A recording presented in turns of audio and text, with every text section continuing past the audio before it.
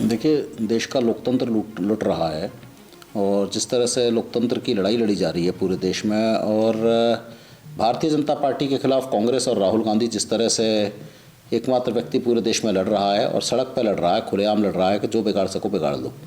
तो आज इस देश में जब कांग्रेस इस हद तक भारतीय जनता पार्टी के साथ लड़ रही है और जब ये नकली लोकदल, जो राष्ट्रीय लोकदल सत्ता के दबाव उनमें चला गया, तो लोकदल को ऐसा लगा कि आज ज़रूरत है राहुल गांधी और कांग्रेस को उस सहारे की जिसको चौधरी चरण सिंह जी का वो असली दल, लोकदल, जो मतलब चौधरी साहब की फ़ोटो लगा कर लोग नकली कभी भाजपा में सत्ता में चले जाते हैं, कभी इधर उधर जाते हैं।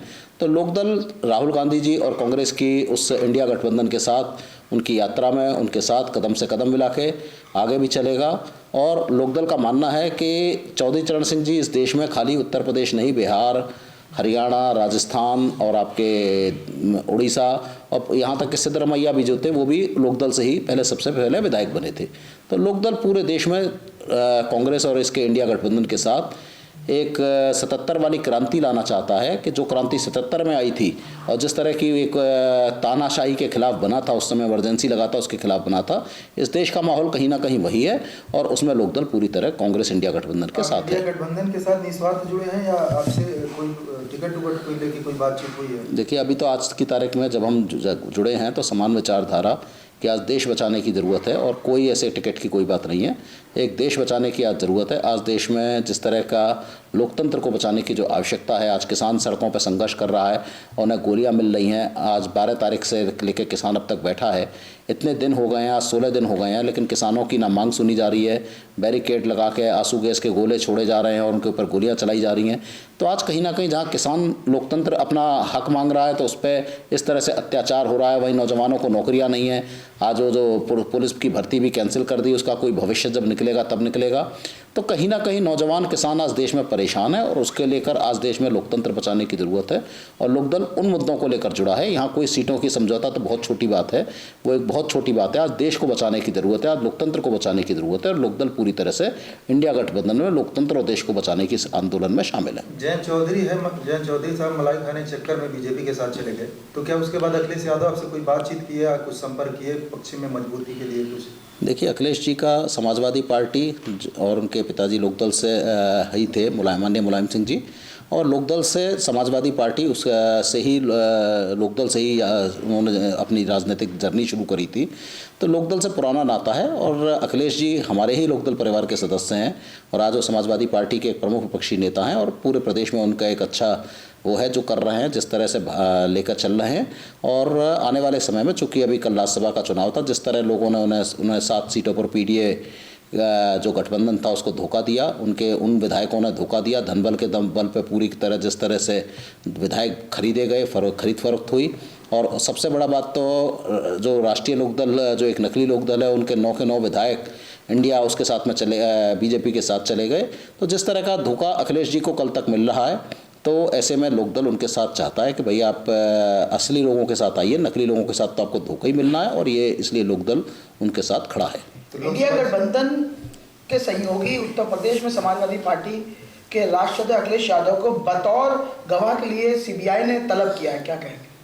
देखिए, ये आजकल सीबीआई, ईडी जितनी संस्थाएं, संवैधानिक संस्थाओं का दुरुपयोग किया जा रहा है। बड़ा दया आती है उनके उन अधिकारियों के ऊपर भी जो आज सत्ता के दबाव में जिस तरह से अपने अधिकारों का दुरुपयोग कर रहे हैं, और आने वाले समय में हो सकता है उनके खिलाफ भी शायद इस तरह की एक्शन हो कि जो गलत पदों का दुरुपयोग कर रहे हैं।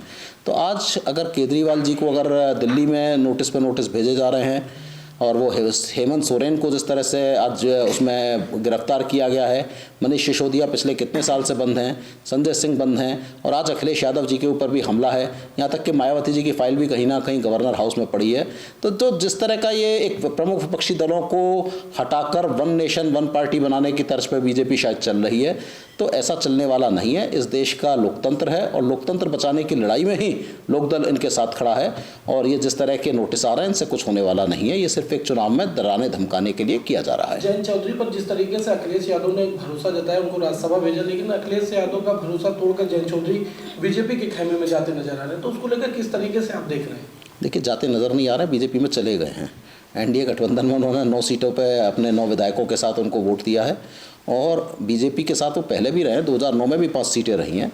दरअसल उनके कहीं ना कहीं मूल में बीजेपी ही थी। वो इंडिया गठबंधन में जुड़े थे और इंडिया गठबंधन जब बना था तो कुछ पलटूराम इंडिया गठबंधन में जुड़े थे। सबसे बड़े तो नीतीश कुमार जी थे और जयंत चौधरी थे। ये हमने पहले भी कहा था कि चुनाव से पहले ये लोग जाएंगे और वही हुआ। तो उनको जो लगता है ऐसा कि वो संघर्ष की राजनीति नहीं कर सकते, संघर्ष उनके उसमें नहीं है। और यही कारण है कि चौधरी चरण सिंह भी कहते थे कि मेरा बेटा, हालांकि वो अजीत सिंह जी के लिए कहते थे, अमेरिका में पला बड़ा है, वो इस देश के किसानों को नहीं जानता, आप राजनीति में लाएंगे आपकी भूल होगी। और यही कारण है कि जो लोकदल 6 राज्यों में होता था, आज हरियाणा में देवीलाल जी किसके नेता थे? लोकदल के नेता थे। वो जो आप उड़ीसा में बीजू पटनायक लोकदल के नेता थे, बिहार में कर्पूरी ठाकुर जिनको भारत रत्न दिया गया वो लोकदल के नेता हैं। तो आज लोकदल पूरा उत्तर भारत में सबसे बड़ा दल है। और आज जिस तरह से आप ये इन्होंने किया है, तो ये जो जयंत जी ने किया, तो जयंत जी का कहीं ना कहीं इस तरह का जो कर रहे हैं, उन्होंने पूरी तरह नैतिकता भी छोड़ दी की बात करते हैं। लेकिन कहीं ना कहीं उन्हें तो स्वामी प्रसाद मौर्य से सीख लेनी चाहिए कि अगर स्वामी जी ने विधान परिषद से इस्तीफा देकर अपनी पार्टी बनाई, तो जयंत जी को भी नैतिकता के कारण एक राज्यसभा से इस्तीफा देना चाहिए था। अपने 9 विधायकों को इस्तीफा दिलवाना चाहिए ताकि जनता के बीच में जाए तो उसमें से पता चले कि जनता इंडिया गठबंधन के साथ है, बीजेपी के खिलाफ चुन के आए हैं या उनके दम पर चुन के आए हैं। ये आने वाले समय में पता चलेगा। तो उन्होंने एक बहुत बड़ा जिस तरह से धोखा दिया है, ये एक इतिहास है, कोई इसमें कोई बहुत बड़ी बात नहीं है, इनका स्वभाव है और ये करते रहते हैं। तो इसमें जो कुछ हुआ बहुत गलत हुआ और अखिलेश जी पे जो उन्होंने विश्वास किया, अखिलेश जी को धोखा मिला। ये बड़ा आप लगातार जो है वो किसानों के समर्थन में हैं और किसान जो आंदोलन का शुरू हुआ है जी, इस पर आपका क्या कहना है? देखिए, कहीं ना कहीं कभी अयोध्या बनाने के नाम पर, सड़कें चौड़ी करने के नाम पर कितने ही लोगों के घर उजाड़ दिए अयोध्या में। और वहाँ बड़े बड़े आज बिल्डर जा रहे हैं, उनके घर बनाए जा रहे हैं। यहीं पे जहाँ अकबर नगर की आप बात कर रहे हैं, सालों से लोग ले रहे हैं, सालों से टैक्स भर रहे हैं, सालों से सब कुछ कर रहे हैं, म्यूनिसिपैलिटी का टैक्स दे रहे हैं, हाउस टैक्स दे रहे हैं, सब कुछ दे रहे हैं और कभी भी उनको अवैध कह के उनके मकान तोड़ दिए जाते हैं। तो ये आज बुलडोज़र राज जिस तरह से आज कहीं ना कहीं प्रदेश देश में चल रहा है, ये और संवैधानिक संस्थाओं का दुरुपयोग हो रहा है, तो ये बड़ा ही लोकतंत्र के लिए एक तरह से प्रश्न चिन्ह है। और इसी लोकतंत्र बचाने की लड़ाई में इंडिया गठबंधन के साथ लोकदल मजबूती से खड़ा है। अगर सरकार उनके घरों को तोड़ रही है, गिरा रही है, तो आपको क्या लगता है कि उनके लिए सरकार को कुछ करना चाहिए? देखिए, जो सरकार घरों को तोड़ रही है, गिरा रही है, वो कुछ करने वाली नहीं है। हमें ऐसा नहीं लगता कि वो कुछ सरकार करेगी। हाँ, न्यायपालिका से ज़रूर उम्मीद होती है कि अगर इस तरह का कुछ काम होता है तो न्यायपालिका को हस्तक्षेप करना चाहिए। ये देखना चाहिए कि जब घर बन रहे थे तो वो जो अधिकारी थे वो क्या कर रहे थे उस समय, अधिकारी कहाँ सो रहे थे इतने साल से। अगर उनसे हाउस टैक्स ले रहे हैं, वाटर टैक्स ले रहे हैं, तो क्या सारी की सारी व्यवस्था सो गई है? और एक दिन अचानक पता चलता है कि यहाँ ये है। तो ये जिस तरह का होता है, ये एक तरह से लोकतंत्र में अब आप कह लीजिए वोट बैंक का है, जो भी कुछ कारण है, कहीं उद्योगपतियों को फ़ायदा पहुंचाने के लिए ऐसा किया जाता है। और अडानी अंबानी की सरकार सब तरफ चल रही है और इसी के कारण ये सब काम हो रहा है। राहुल जी, अखिलेश जी से आपकी कोई बात हो गई टिकट को लेकर? कितने लोगों के आपके पार्टी को लड़ाया जाएगा चुनाव? देखिए, मैंने कहा कि आज लोकतंत्र बचाना और देश बचाने की लड़ाई बहुत बड़ी है और हम देश बचाने और लोकतंत्र बचाने की लड़ाई में पूरी तरह इंडिया गठबंधन के साथ हैं। टिकटों की जब तो वो राष्ट्रीय लोकदल जैसे नकली लोकदल को अगर 7 सीट दे सकता है तो हमें नहीं लगता टिकटें कोई बहुत बड़ी समस्या है। और आज इस बात का विषय नहीं है कि कौन कितनी सीटों पर लड़ेगा, आज इस बात का विषय है कि जहां मजबूत प्रत्याशी जिसके पास हो वो लड़े। तो क्योंकि कारण इसका ये है कि जनता तो पूरी तरह मन बना चुकी है सत्ता को बदलने का, और यही कारण है कि आज कभी वो डर से 370 सीट कर रहे हैं और अभी आपने कहा तरह तरह के एजेंसियों का दुरुपयोग कर रहे हैं, कहीं ना कहीं डर दिखा रहा है। और ये इंडिया गठबंधन की जीत है कि आज इनमें इतनी बौखलाहट, इतना डर है। तो इसके कारण से अगर जिस तरह से ये कर रहे हैं, आने वाले समय में इंडिया गठबंधन मजबूती से लड़ेगा और जीत के आएगा, ऐसी हमें पूरी उम्मीद है। आप इंडिया गठबंधन के साथ कहीं ईडी और सीबीआई के डर से आप हट तो नहीं जाएंगे पीछे? ऐसा है, ईडी सीबीआई के डर से चौधरी चरण सिंह और चौधरी चरण सिंह के अनुयायी नहीं डरते, वो लोग डरते हैं जो नकली होते हैं। ईडी सीबीआई ऐसा नहीं है कि ईडी सीबीआई कोई देश में अवैध काम इतना ज़्यादा करेगी। ठीक है, एक हद तक सत्ता के दबाव में करते हैं, लेकिन उनके अधिकारियों में भी समझ होती है कि क्या करना है और क्या करना चाहिए। कल राज्यसभा की वोटिंग हुई जी, और मायावती के जितने भी विधायक थे उन्होंने भारतीय जनता पार्टी को वोट जी। किए। अगर आगे चल के इंडिया अलायंस के साथ मायावती जुड़ना चाहती हैं, जी। बीएसपी जुड़ना चाहती है, तो किस तरीके से? बहुत बड़ा विषय नहीं, वो मायावती जी के विधायक नहीं होकर इंडिपेंडेंट विधायक थे जिन्होंने वोट दिया। तो इसका मतलब ये नहीं है कि बीएसपी ने भाजपा को वोट दिया, ऐसा कुछ भी नहीं है। इंडिया गठबंधन में मायावती जी आएंगी, जैसे ही अलायंस घोषित होगा, जैसे ही चुनाव घोषित होगा, इंडिया गठबंधन में मायावती जी आएंगी, क्योंकि मायावती जी को 11 सीटें जो लोकसभा की जीती हैं वो कहीं ना कहीं इंडिया गठबंधन के कारण जीती हैं। मायावती जी का उससे पहले शायद 2 या 3 या 1 सांसद था और वो 11 तक संख्या पहुंची, तो कहीं ना कहीं इंडिया गठबंधन के कारण पहुंची।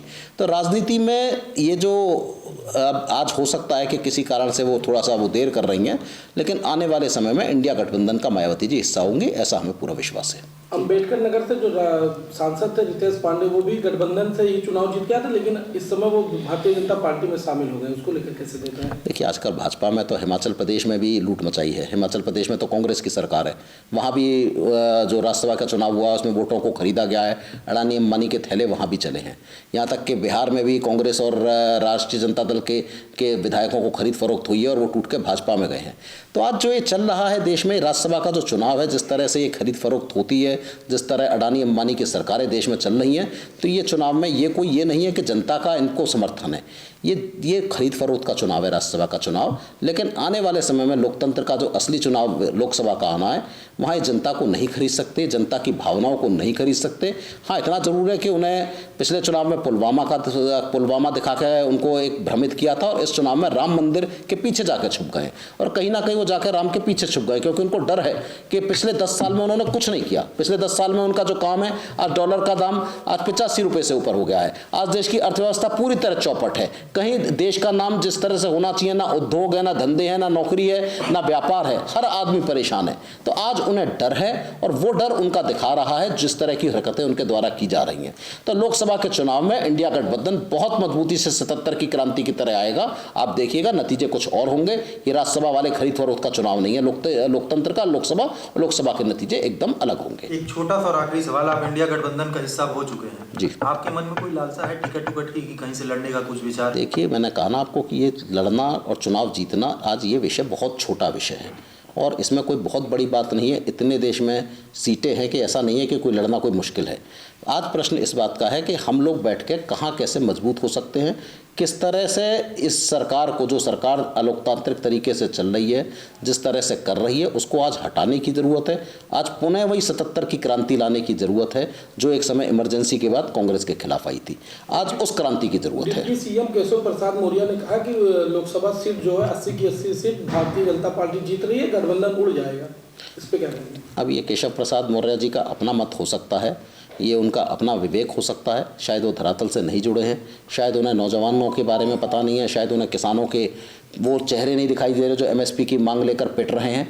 तो आज वो कुछ भी कह सकते हैं, उप मुख्यमंत्री हैं प्रदेश के, उनका अपना सोच हो सकता है, अच्छी बात है। लेकिन हकीकत, जैसा कि बताया, बहुत दूर है, हकीकत से बहुत दूर है ये भारतीय जनता पार्टी की सरकार। और बस एक ही इसमें प्रश्न है कि ईवीएम में जो कुछ ये खेल करेंगे वहीं खेल कर सकते हैं। अगर बैलेट पेपर से चुनाव हो तो हमारी चुनौती है कि भारतीय जनता पार्टी 100 सीट भी जीत जाए तो देश में बहुत बड़ी बात है। अगर बैलेट पेपर से चुनाव हो सकता है कि भारतीय जनता पार्टी कहीं वो 1984 वाली 2 सीटों की पार्टी ना बन जाए। अगर बैलेट पेपर से चुनाव हो तो ये चुनाव सिर्फ ईवीएम के फेरबदल करके हो सकता है, जिसमें जीत सकते हैं, अन्यथा जनता के द्वारा तो जीतने वाले नहीं है, ये तय है। विपक्ष हमेशा जो है ईवीएम को लेकर आवाज उठाती रही है, चिल्लाती रही, लेकिन वो सिर्फ इलेक्शन के बाद ही। अभी अगर ईवीएम की बात करें तो कोई भी पार्टी जो है ईवीएम को लेकर एकजुट नहीं हो रही। अगर एकजुट हो तब ईवीएम पे कोई बात हो। सुप्रीम कोर्ट, कहीं ना कहीं सुप्रीम कोर्ट के जज परेशान है, तो ऐसे में जनता ही जवाब देगी, और जनता जब सड़कों पर उतरेगी तो ईवीएम हटाना शायद इस देश के हित में होगा।